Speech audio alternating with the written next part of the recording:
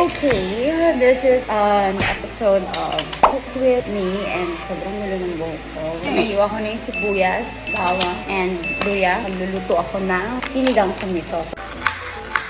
Ba't ang liit-liit ng gamit mong kutsilyo? Well, ayoko ng sobrang lakas. Luluto ako. Ang laman ng sinigang sa miso ay bangus at tilapia, sigarilyas at mustasa, okra. Yan, favorite ko to. Alam niyo ba, kapag kumakain ako ng sinigang, mas gusto ko yung madaming gulay. Ayan, meron ditong kangkong. Daming langga, my God! Hindi ko na alam po anong pinagagawa ko dito. Sabi ng sinigang natin na kompleto. I am so happy! Sobrang bango na nito, guys.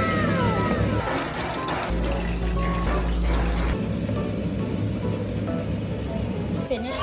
Tada! Sobrang sarap, guys. Sinigang sa miso.